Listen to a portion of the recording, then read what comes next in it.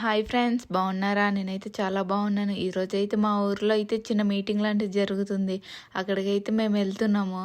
అదైతే ఏ విధంగా మీటింగ్ జరుగుతుందో నేనైతే మీకు చూపిస్తాను. నేనైతే దగ్గరికి వచ్చేసాను, చూడండి చూపిస్తాను. మా గిరిజన ప్రాంతంలో అయితే ఎలా దింసేస్తున్నారో నేనైతే చూపిస్తాను.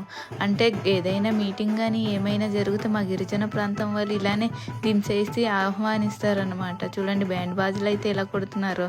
దింస్ అయితే చాలా బాగా వేస్తున్నారు కదా. ఇక్కడైతే మీటింగ్ జరుగుతుంది. జనాలందరూ అయితే శార్వాలు అయితే మా గిరిజన ప్రాంతంలో పండించిన పంటనైతే చూస్తున్నారు. చూడండి, ఈ శార్వాలు అయితే ఢిల్లీ నుండి వచ్చి మా గిరిజన ప్రాంతంలో అయితే మీటింగ్ కండక్ట్ చేయడం అయితే మాకైతే చాలా ఆనందంగా ఉంది. మా గిరిజన ప్రాంతంలో అయితే రోడ్డు సౌకర్యం మంచిగా లేదు, అవన్నీ మంచిగా చేస్తామనేసి అన్నారనమాట.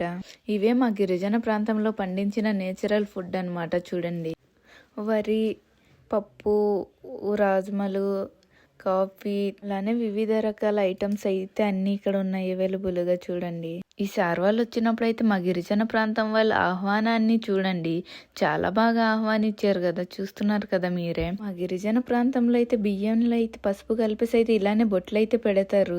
మా గిరిజన ప్రాంతంలో అయితే సమస్యలని తెలుసుకొని అయితే ఈ శార్వాలు అయితే ఢిల్లీ నుంచి మా గ్రామానికి అయితే రావడం జరిగింది. మా గిరిజన ప్రాంతంలో అయితే బయట ప్రపంచం అనేది తెలీదు.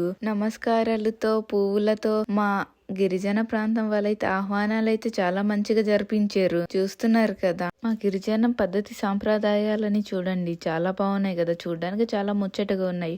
అలానే నా వీడియో నచ్చింది అనుకుంటా. Bye friends.